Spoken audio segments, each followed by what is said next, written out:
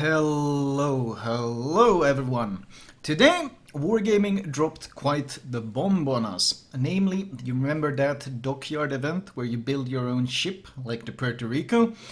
Well, that thing is coming back. And this time, instead of building the Puerto Rico, the goal is to build the Odin, the tier 8 German battleship premium that was pretty heftily nerfed when it comes to health pool.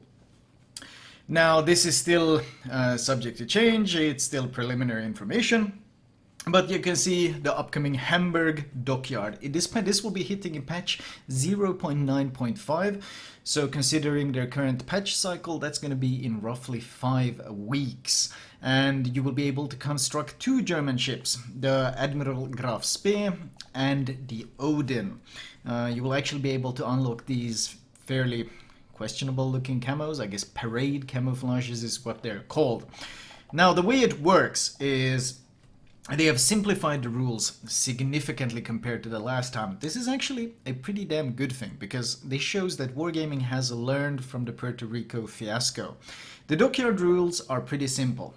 Ship construction at the dockyard will consist of 20 construction levels. As you can see on the pictures, there's 20 notches.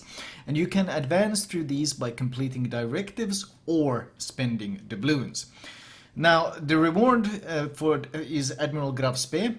In the parade camouflage, the ship becomes available when you reach construction level 10. Now, they specifically mention that you can only reach level 18 by completing directives. If you want to reach level 20, you will have to spend doubloons. So no more of that PR disaster with the Puerto Rico where they said it was attainable for free and then it turned out to be an absolutely ridiculous grind. No, they come straight out and said you can reach level 18 for free, but for levels 19 and 20 you have to spend doubloons. And as you can see, for level 19 they're actually giving 10k coal, and then level 20 is of course the Odin. Each level costs 1,750 doubloons, so about, well, 5% of the total cost of this Odin. You can buy the Odin at any point during this grind.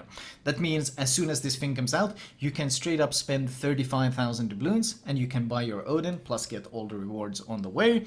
Or alternatively, you can grind halfway and get a 17.5k discount, basically pay half price for the Odin.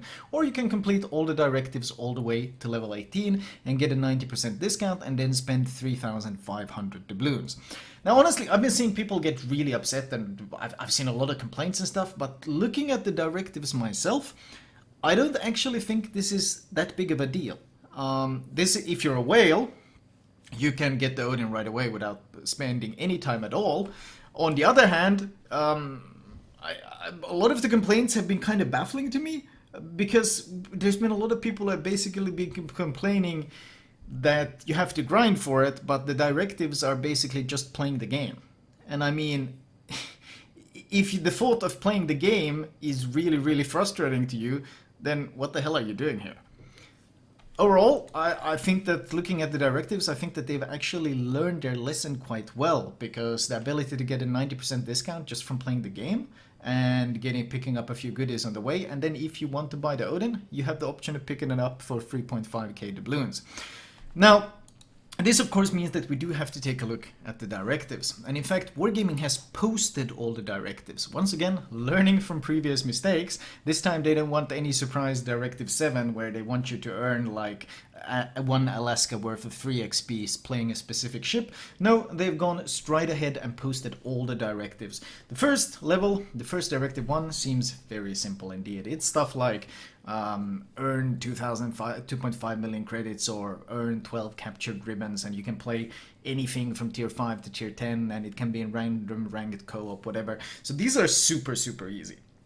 These early things seem extremely easy to grind through. This Directive 1 basically seems like a complete meme. Stuff like, in a single battle, earn 6 torpedo hits. I mean, if you play a DD... Oh, well, this is actually T61, but in general, it seems very straightforward. Moving on to Directive 2, once again, seems pretty simple still. The numbers go up a bit, but it's nothing really absurd. Like, I see stuff like earn 15 incapacitation ribbons. That's like 1 Conqueror HE bully, and you have those 15 incapacitation ribbons. or ship things that you just get by playing a lot, like enter the top 3 of your team by XP 12 times. This is just, well, it's grinding, yes, but this event will be, as far as I understood, this event will be active for much longer than Puerto Rico.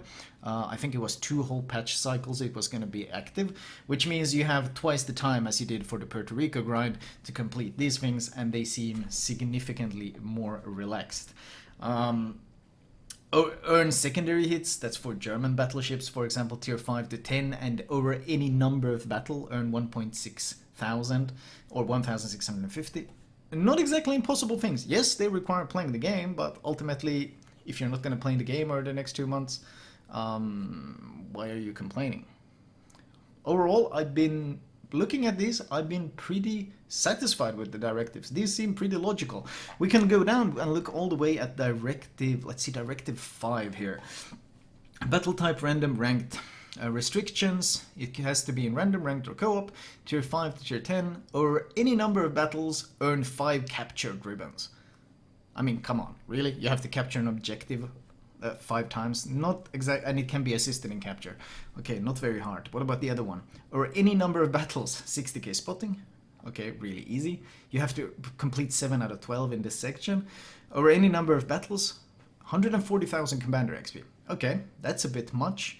But then on the other hand, if you do have dragon flags, not exactly very difficult either. Here's top 2 of your team by XP 10 times, so play well. Base XP, that can be a bit difficult.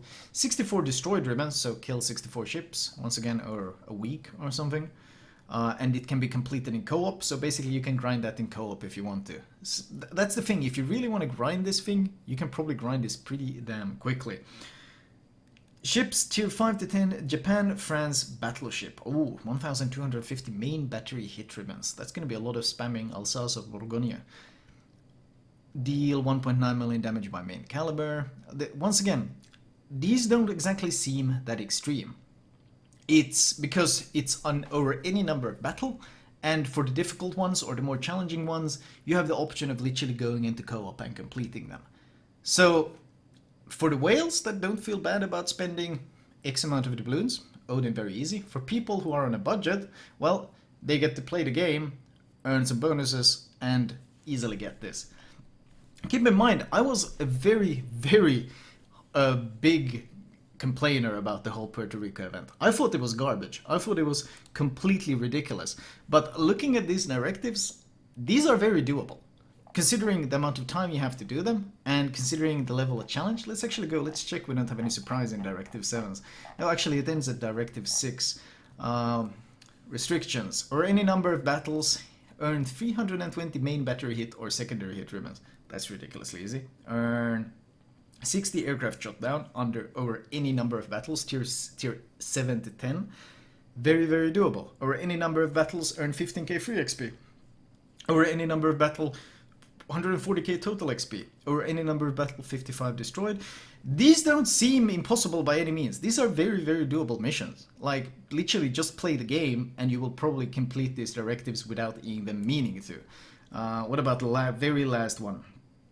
Oh, this is Odin. This is Odin restriction, or alternatively, if you don't have Odin, in a single battle, 165k damage. Now we finally got some maybe more challenging ones. Towards the end, we get some missions that actually require some skill, but in general, this just seems like a very doable grind.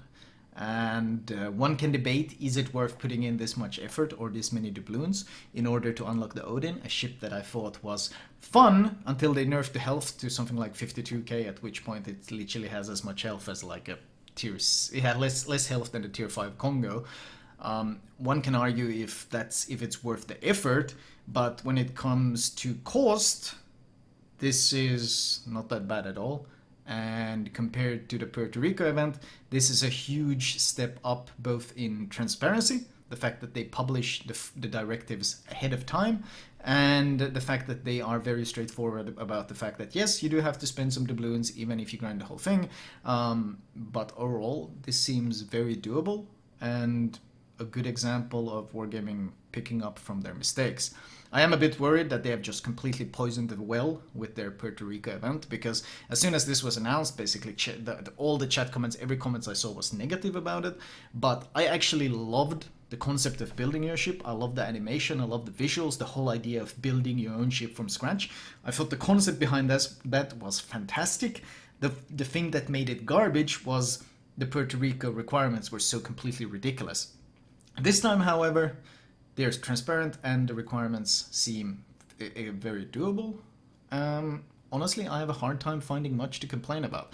The only complaint I have about is that in order to achieve these things in the game, I'll probably have to play the game, which is something I'm already doing. So, yeah, doesn't seem like that big of a deal.